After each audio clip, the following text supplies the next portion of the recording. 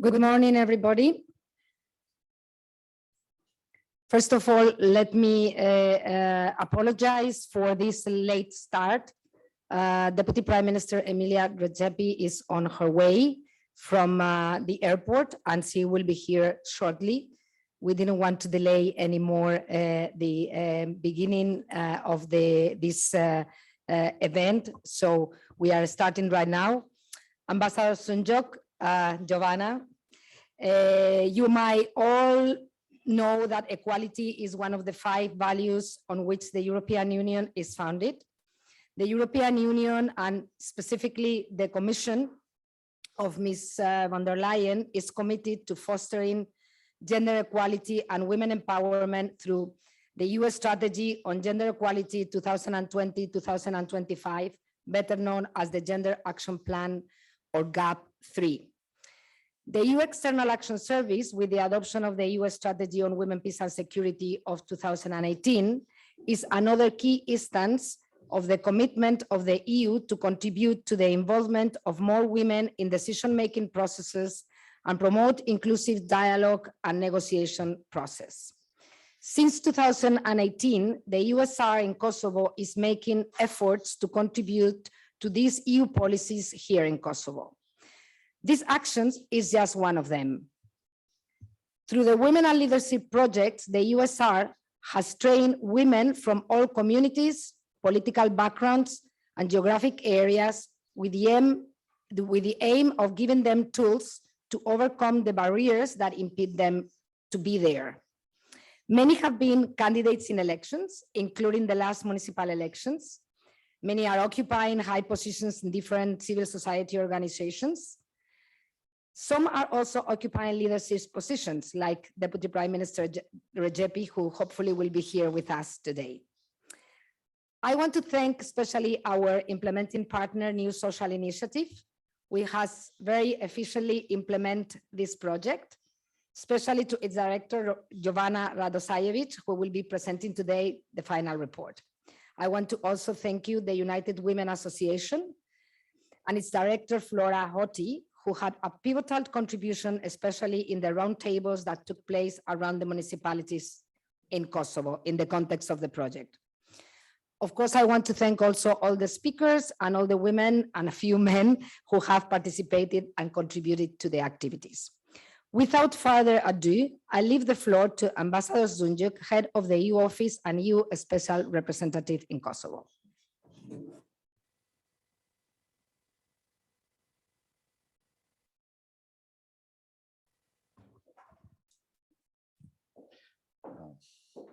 Thank you, Reyes, and Pashadetia. Dear ladies and gentlemen, dear participants attending online, it is a pleasure to be here today with you to conclude the EUSR project, inclusion of women at the negotiating table, and at the same time to launch a report that summarizes all the discussions held in the past several months. Let me start by appreciating that Kosovo's legal policy and institutional framework in relation to gender equality are up to date with international and European standards. These aim at ensuring gender equality and women empowerment and to promote women's participation in decision-making processes. In this way, Kosovo is making a slow but sure progress in relation to the general representation of women in decision-making and in public life. There is also an increasing number of women in the government and in the assembly, while Kosovo can proudly state it has already had 2 women presidents. It is, however, regrettable to see that in the last municipal elections, there was a little room for women, with very few women candidates, and to date only 2 elected as mayors. Women's participation at the forefront of international negotiations has also been lagging. Women's representatives, as well as gender-sensitive considerations, have been neglected. With the exception of Mrs. Edita Tahiri, former Deputy Prime Minister and Chief Negotiator for the dialogue between the years 2011 and 2016, Very few women have been taking part in negotiating teams or only for the short period of time. In July, I told the participants in the project that I wanted to know what they thought. So our supportive efforts to assist would be more focused and needs-based. Despite the challenges faced while implementing the project during the summer period, in the pre-election campaign, and also with the COVID-19 in the background, I'm very pleased with the results. The program of the project was ambitious. You have certainly been very busy. For 3 months, a series of conferences, training sessions, and roundtables have gathered more than 200 women, not only from Pristina, but also in Prizren, Ferizaj Uroševac, Džilan Džilane, Gračanica, and Mitrovica North. They have discussed the role of women in leadership with a focus on their role in peace building and negotiations. Additionally, a survey undertaken in the month of August reached an additional group of 200 women and men. I want to thank all these speakers and participants in these activities, but in particular, the Swedish ambassador, Karin Hedmark, and Barry Lynn, Deputy Special Representative of Secretary General, for their inspiring contributions. The publication that will be launched today gives context to the issue of women participation in international peace negotiations in Kosovo and contains some of the highlights and conclusions from these discussions. It also outlines the results of the survey with information on the public awareness and perceptions about women representations. I trust that this will contribute to a better understanding of the need for Kosovo to include women in relevant negotiation processes. I encourage those in Kosovo who have the power to appoint women to decision-making positions to do so. To include women in a high-level negotiations important for Kosovo needs to be seen as an opportunity. It is statistically proven that negotiation processes that include women are more likely to be implementable and sustainable. As we said at the launching of the project, symbolically, women need to have a seat at the table so that their voice can be heard. The truth is that women need to be included wherever decisions are taken.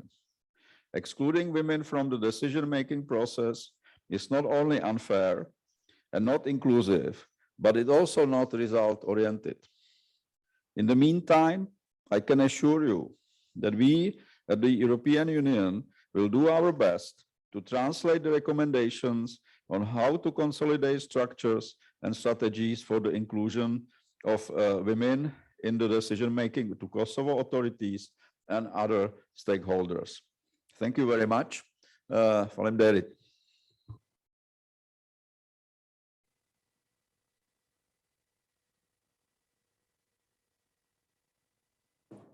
Thank you very much, Ambassador. Since Deputy Prime Minister is still not here, we will proceed with the presentation of the report. I leave you with Jovana Radosarevic, who is the Director of the new social initiative implementing partner in this project.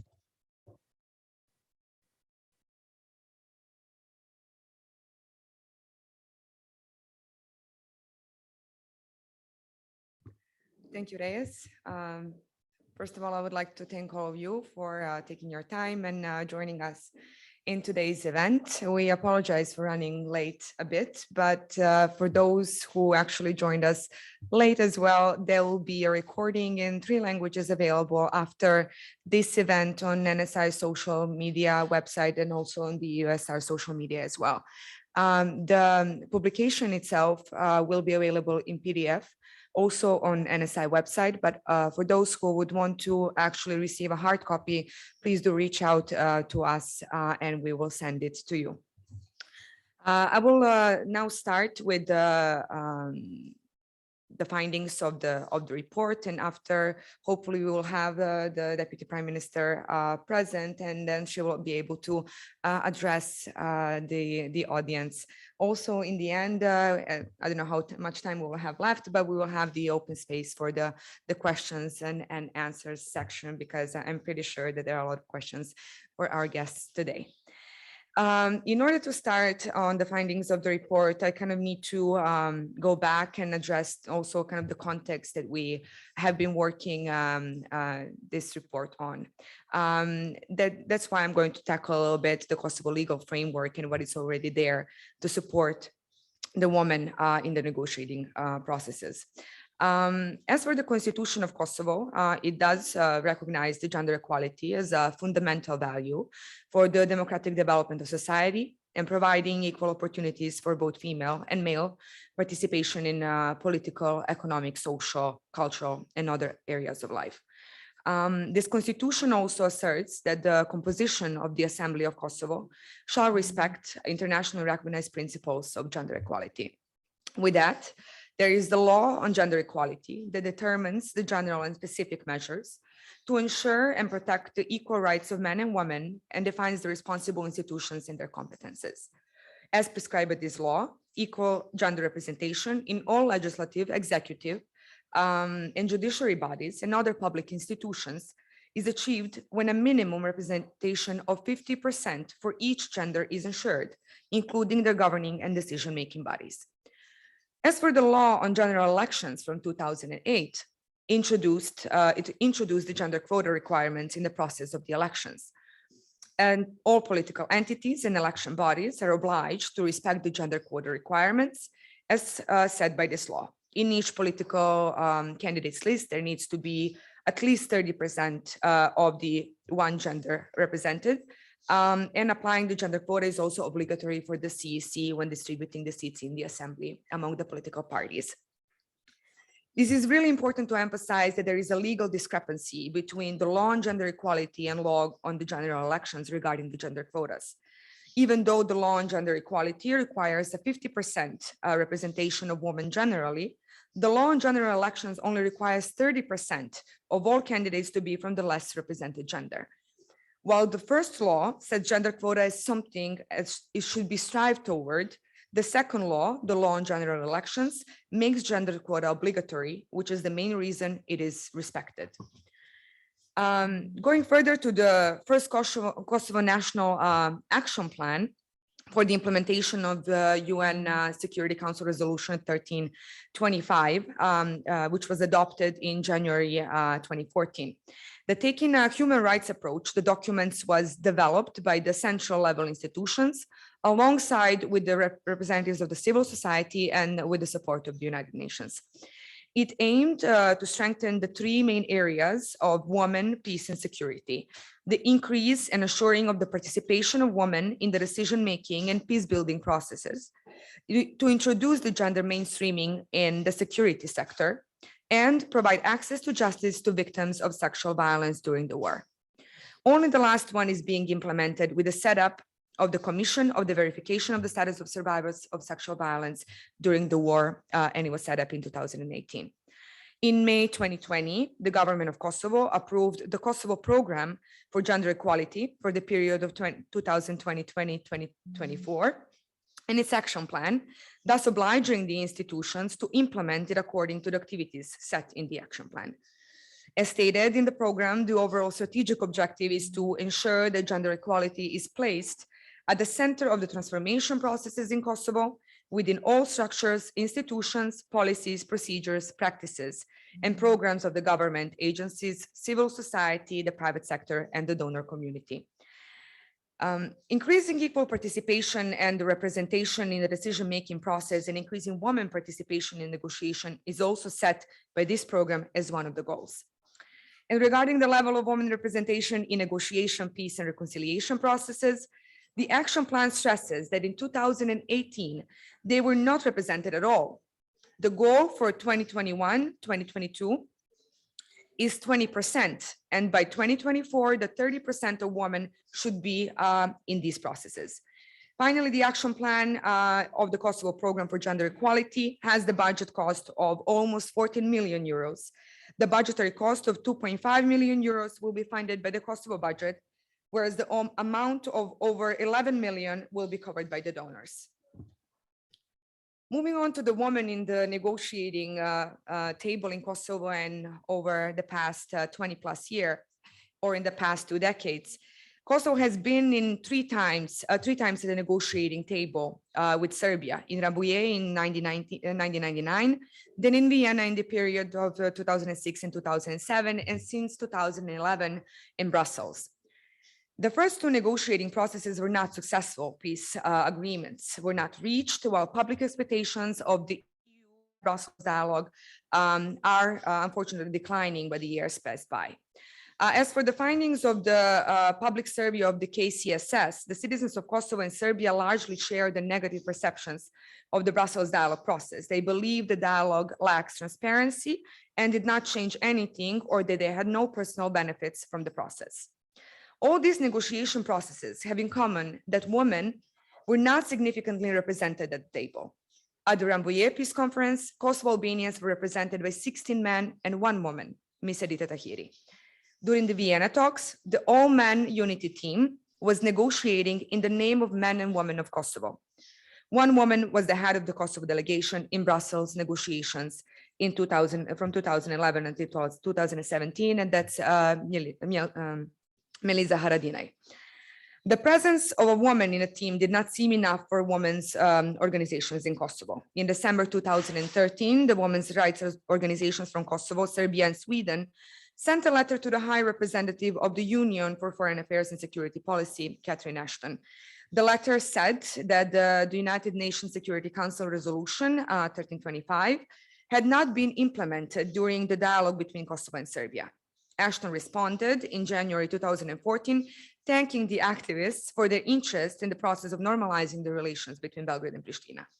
In an interview later on, Edita Tahiri admitted that some of the concerns about the lack of women in the negotiating team, and said that if there were more women in higher positions in government, she would have recommended them for being part of the negotiating team. Since then, only 1 more woman was officially a part of the Kosovo delegation, as I just mentioned. In the technical dialogue in the first half of 2018, it was Melisa Haradinaj. During this time in Kosovo, there have been local initiatives that aim to address the role of women in peace and security. As for the negotiating team with Melisa Haradinaj Stubla as a member did not get much public attention. In 2018, the high-level negotiations between the 2 presidents, Taci and Vučić, supposedly led to the idea of the land swap being offered as a solution. It backlashed in Kosovo and resulted in the government forming a new negotiating team in September 2018 that was supposed to represent Kosovo in high-level negotiations, thus preventing the president from reaching an alleged agreement widely seen as harmful to Kosovo. Back then, the members of the negotiating team were all men. And since then, 3 governments later in Kosovo, the heads of the Kosovo delegation teams are men. In 2020, the Kosovo Women's Network sent an open letter to then government of Kosovo and the European Union Special Envoy for the Kosovo-Serbia dialogue, Mr. Miroslav Lajčák. Kosovo Women's Network has complained about the women's non-inclusion in negotiating teams and the willingness to cooperate with the government of Kosovo to propose the names of the women with experience in this field. In April 2021, Kosovo Women's Network had once again had to express the concern. Kosovo negotiating team got reinformed, the team of experts for the dialogue. The only problem was this team was also comprised only of men. The Brussels dialogue between Kosovo and Serbia so far has been facilitated by the EU representatives. 4 of them changed over time, and there were 2 women among them. Moving on to the representation of women in kind of higher positions in Kosovo. Since the declaration of the independence in 2008, Kosovo had, for example, 5 presidents, and out of those 5, 2 were women. And so far, only 1 president has actually completed the full term. In this, it was a woman. It was Ms. Tifeta Yakiaga. And Now I would want to kind of address a little bit of the survey findings, but also the main findings that came across in our conversations that we had during our events, and especially during the roundtables that we held across Kosovo. When we asked our respondents of how many women so far have been elected presidents of Kosovo, almost 83% responded say that there were two. Over 92% of Albanian respondents actually responded correctly to this. When asked to write their names, most respondents reported that those were Atepeta Jakjaga and Vjosa Osmani, and this was the correct answers in both the Serbian and Albanian language questionnaires. After the 2021 parliamentary elections, the 44 women were elected for the Kosovo parliament, and it's more than in any other previous legislature. Almost 49% of the respondents correctly stated that these 44 female MPs were elected. The newest Kosovo government set a new record when it comes to gender representation so far. So women had 5 out of 15 ministries. Still, the 37.3 of Albanian language questionnaires correctly answered that there are 5 female ministers in Kosovo, while 35% of Serbian language questionnaires stated the same. 58% of the Albanian language and 50% of the Serbian language respondents wrongly believe that there are only 4 of them. Almost 55% of Albanians and 53% of the Serbian language respondents believe there will be no final agreement between Kosovo and Serbia within the Brussels dialogue in the next 5 years, while a little over 30% of Serbian and around 30% of Albanian language respondents believe the agreement will not be reached at all. Only almost 16 Albanian and 16 Serbian language respondents believe 2 sides will eventually reach a final agreement between Belgrade and Pristina. Participants, for example, at the roundtable in Prizren unanimously stated they have as much knowledge about Kosovo-Serbia dialogue as media outlets report about it. The participants at the roundtable in North Mitrovica stated the same, adding that media from Belgrade and Pristina are reporting differently on the same matters. When asked how they see this process, they answered, not transparent at all and unclear. Around 70% of Albanian language and 50% of the Serbian language respondents stated that they do not know who the Kosovo negotiating team members are in Brussels dialogue. Over 50% of Albanian and around 50% of the Serbian language respondents do not know if there are women in Kosovo negotiating team. Around 11% of Albanian language and 13% of Serbian language respondents stated there are women in Kosovo negotiating team. At the roundtable in Gnjilane, most of the participants agreed that once involved in politics, the chances of involving women in decision-making and thus in dialogue would increase significantly. When asked to name the women who are the members of the Kosovo negotiating team, only a few online survey respondents wrote down Donika Gervala, Edita Tahiri, and Vasvija Krasniqi. This is a short just break. We're happy to have Deputy Prime Minister joining us. And I will shortly finish with the presentation and we'll leave the floor for Deputy Prime Minister to have her speech. To continue with the presentation,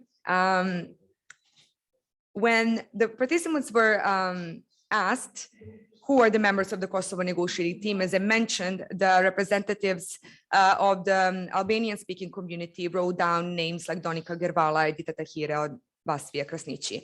As for the Serbian language respondents, a few of them mentioned names such as Donika Gervala, Vjosa Osmani, Edita Tahiri, and Emilia Regepi.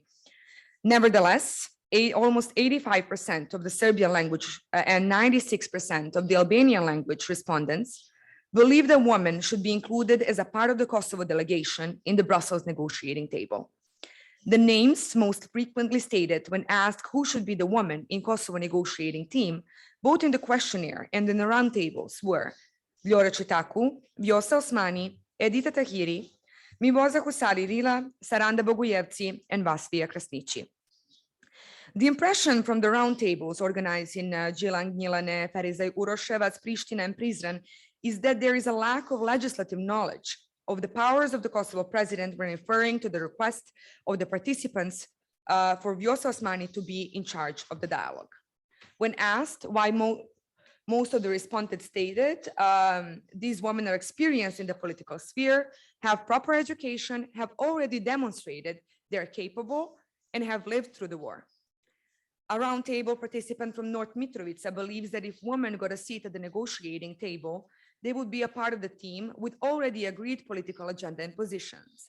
And I will quote, "Women can give some perspectives which men cannot see, and vice versa, but participation alone will not change anything significantly.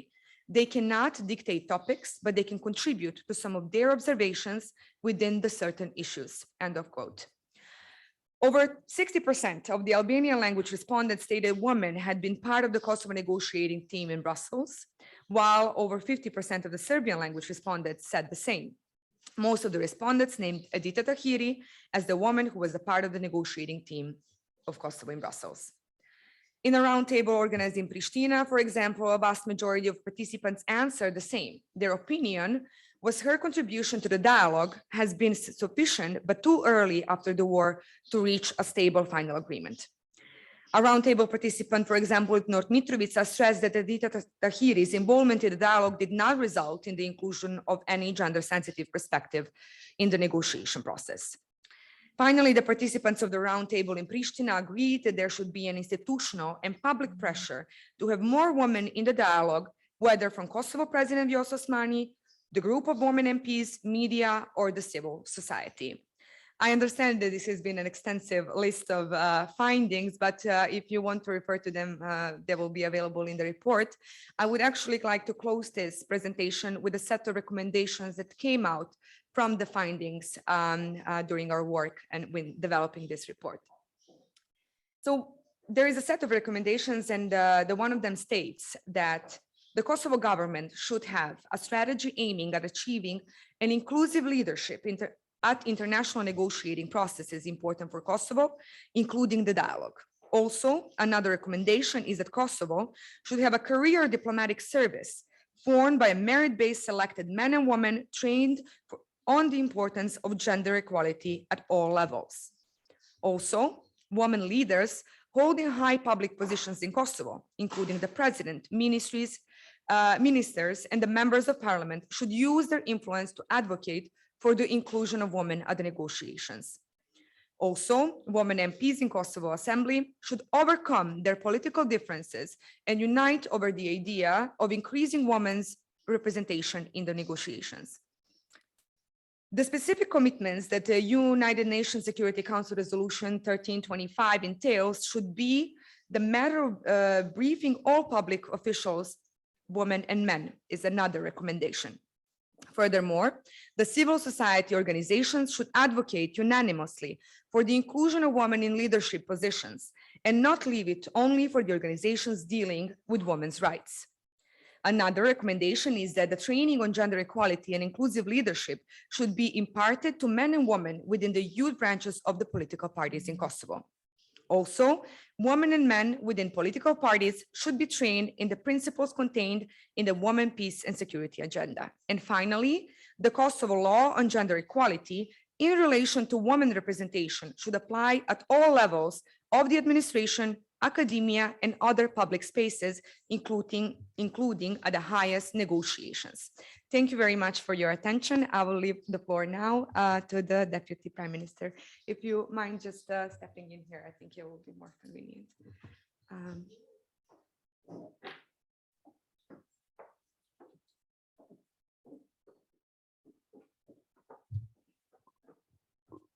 Hvala Jovana. Pre svega izvinjavam se što sam zakasnila, poštovani ambasadore, upravo sam stigla. Apologies for the delay. I just arrived from Istanbul. I know the importance of this conference, of this event being as great. Therefore, I would like to contribute, to provide my contribution. The idea of the dialogue and normalizing relation is something that from my very start as a politician, I have been representing this because I believe that every problem can be resolved around the table.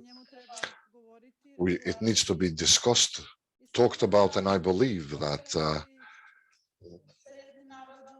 with the people that you were in a struggle with, whether it was a conflict or war, regardless of that, to discuss about the dialogue about that, about the progress of our countries in the future. I represent the idea of living together for all ethnic communities, of all national communities, regardless of religious or national beliefs, as well as the languages that are spoken in Kosovo. These are assets that as a country we possess, and only in that spirit can we move forward, and only in that spirit should we as a government, as civil sector, as all the citizens of Kosovo, and above all as parents, this is how we should lead our children forward towards European Union. Why are there no women in this process for such a long period of time? Depends on various indicators. Personally, as a representative, I was part of the OSCE mission regarding normalizing relations with Serbia since 2011. And this is a project that was extremely successful and that we're planning now to implement with men as well. We negotiated at the time with the representatives of Serbian parliament, even at the time when no one was even talking to each other. So we were talking about certain important topics. I believe that women can provide a great contribution because with them, you can talk to them in a softer manner. This is done a bit more honestly, with a bit more energy. And when we're talking about sensitive topics such as the dialogue with the Republic of Serbia, great importance should be given to women to be included in that process because they are concerned extensively, above all, about their children, and then the children of their neighbors as well. This is why I believe that in this long number of years, it is very important for this process to have women included, because in my opinion, based on statistics, we have over 53% representatives of women at Kosovo level. So there is a slight discrimination going on against us in that regard, because we're not involved in important pores of civil society. We have a great number of women that professionally can do so. And I support each and every one of them that would be involved in this process. Therefore, it is a special honor for me that there is a very great number of NGOs in collaboration with the European Council is working in this direction, in this regard, and our voice is also heard through them as well. I'm here for any and all types of collaboration, for even interethnic dialogue amongst us in Kosovo as well, which is very important, because I think that you shouldn't discuss, negotiate with others if your front yard is not cleaned to begin with, and then in that struggle for a better life for all of us, if you're not honest in what you're doing as well. Therefore, I believe in our joint common cohabitation with all the communities that live in Kosovo, and of course I will provide my contribution in the future in that regard. Thank you.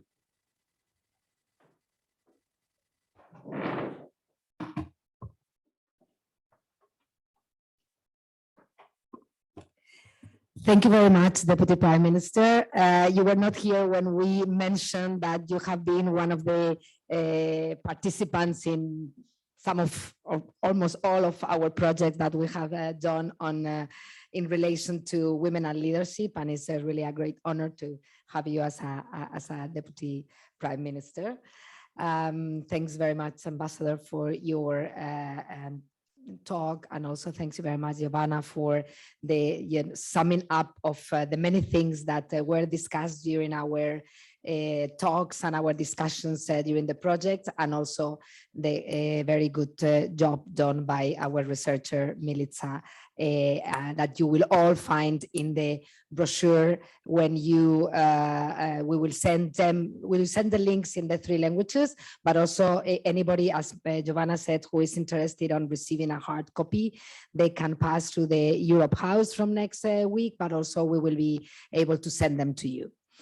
Now, as we were saying, I will be very happy to give the word to any of you if you want to say any more words, but we are also receiving already some questions from our participants.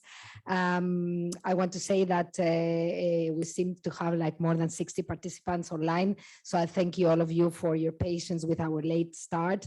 And I hope you didn't have any technical problems in this time of the COVID and the online world. I've already received some of the questions, so maybe if you agree, I can start. I have a question from someone in Pristina that asked Deputy Prime Minister Regepi if there is any specific policy or any specific strategy from the present government that deals with specifically that to include more women in high-level negotiations important for Kosovo.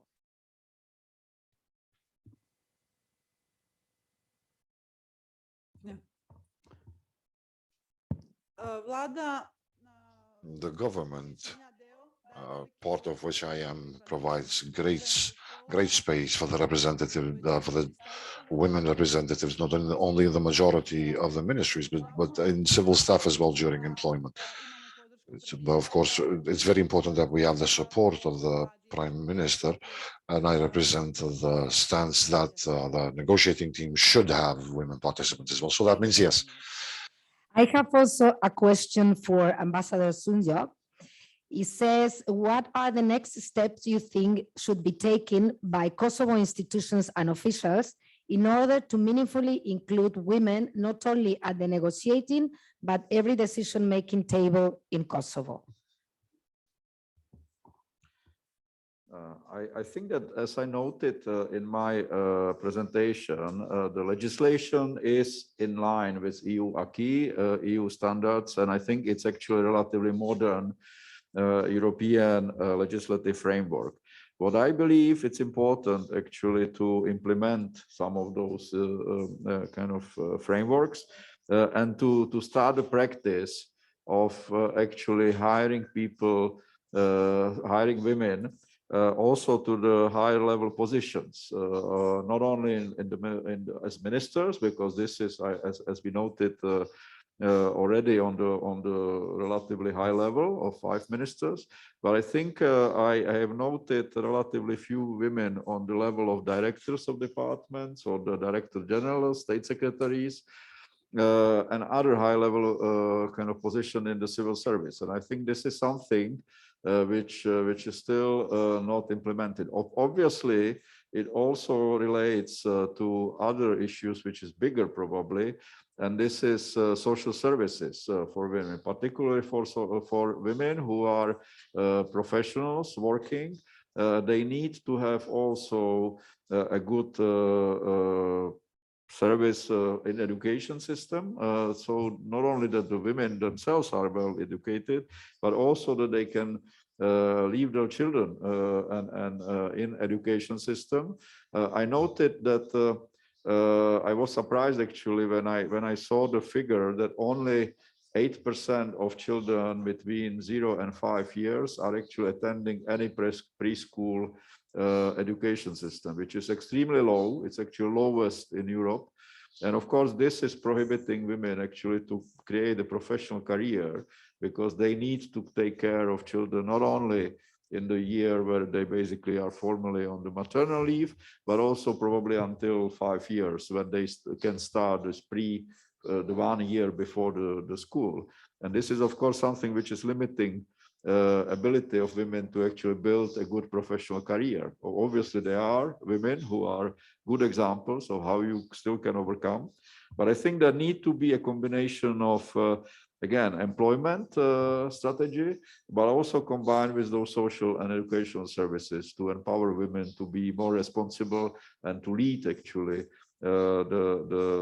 some of the civil service organization.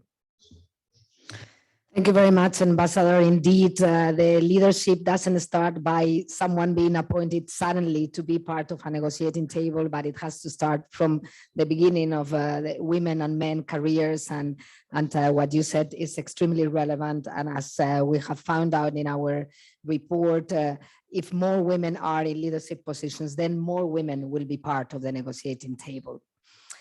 I have another question here for Giovanna. That ask how civil society organizations, how do you think civil society organizations in Kosovo can contribute to include more women at the negotiations? Thank you for the question, Reyes. The role of civil society is very, very important here. And so far in the past period, the civil society has actually quite done a lot. Mainly indirectly through working directly with women on their empowerment, but also for advocating further for the inclusion of women in the decision-making processes. How successful that was, there is still a long way to go, but maybe I will refer to one of the recommendations that are already in the report that we are publishing today. And it refers to that the civil society organizations as a whole should advocate unanimously for the inclusion of women in leadership positions and not leave it only to the organizations that deal specifically with the gender issues. I think that it is the responsibility of the entire civil society to jointly work on developing a space that is more inclusive and conducive for the women, more equal participation in decision-making processes. So, thank you.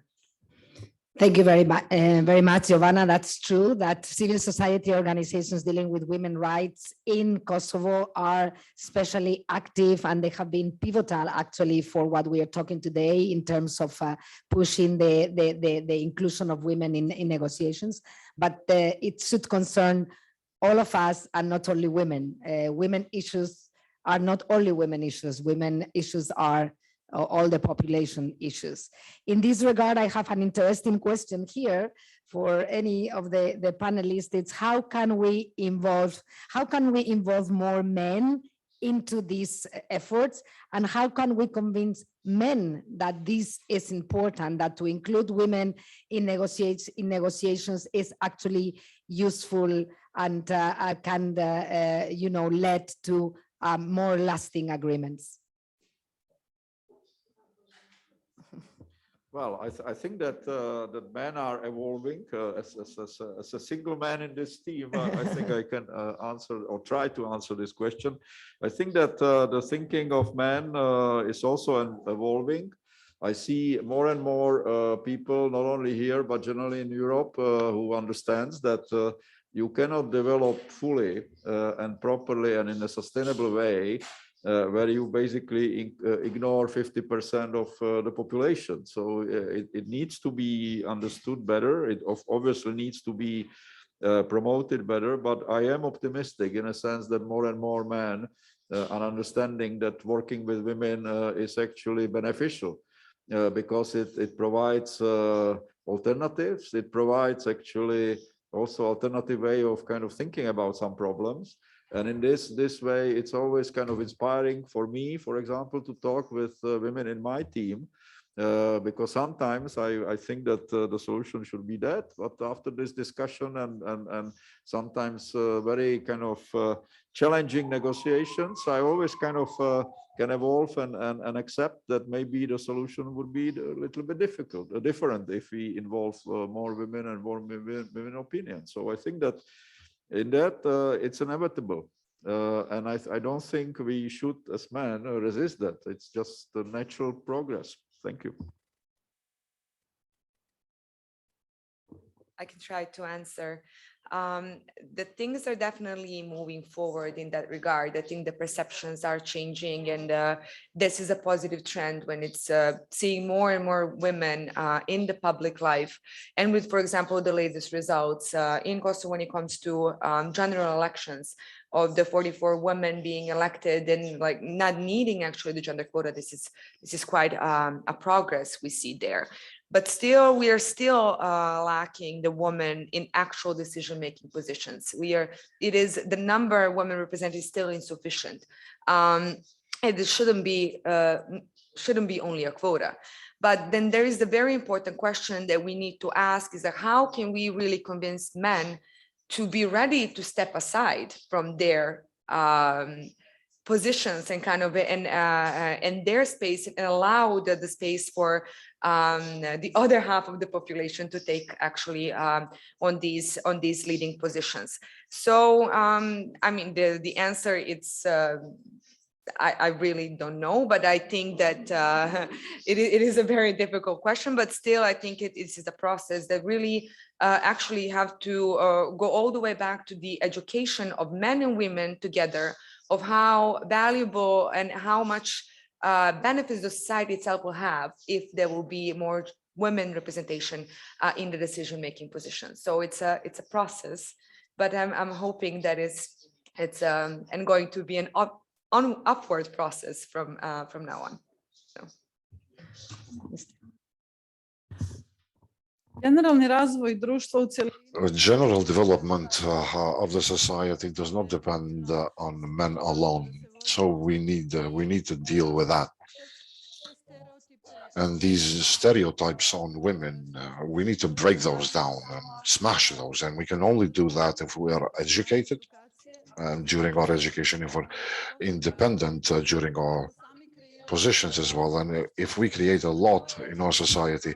So that's a constant struggle in our lives, not only in Kosovo, but Balkan-wide and Europe-wide as well. We still have that problem, that general problem, but a lot depends on us as well. This is a struggle for our rights, and we should not give up on that. How do we convince men to respect us and to include us? Why should we convince them in this regard? We simply need to take over that responsibility ourselves and to be persistent in that, for women to always support women, which is very important in addition to that legal framework and the quota that we have in the parliament, which is very good. This is phenomenal that you have a protective mechanism in place, which is legal by nature. But of course, it's also very important to break down the stereotypes of the society. Respectively, the majority of our countries still come from patriarchal environments, rural areas, regardless of whether we're talking about Serbian, Albanians, Bosnian, Gorani. In general, we're talking about as Kosovans. And we only believe that through education and positive examples and getting advice from countries that are more democratically evolved, we can move forward and we can smash those barriers from the very start in that regard. You want to say anything, Ambassador? No. Thanks very much to the three of you. You have all made really very important points of where we are and how can we achieve to have inclusive leadership in Kosovo. As Deputy Prime Minister said, it's not only a problem in Kosovo or in the Balkans, it's worldwide. This is something that we have to really all work on it from the beginning, from the education to the education of men also, and to the information of men, and also to the attitude of women. They tell me that there is some more questions. Okay, well, we have a comment from UN Women saying congratulations for the very useful report, and we hope we can continue our work and efforts together to push for inclusion of women and youth in peace processes. Unfortunately, the process remains gender blind despite the advocacy and all report produced by women organizations, and we should work more and more with men decision makers who are leading the process from both sides, but also men leaders from our international partners who I believe should lead the example. Yeah, okay. Thank you very much to UN Women for this comment. Actually, I meant to mention that in our efforts to contribute to the Women, Peace and Security agenda, we have worked in many occasions with our UN partners here in Kosovo. And thanks very much for your comment. And sure, I mean, I think we are started by example in our own organization. We are happy to have an ambassador that we can say that is really, really supportive of women in leadership and gender equality in general. I don't know if any of you want to say anything else. Yes, Deputy Prime Minister.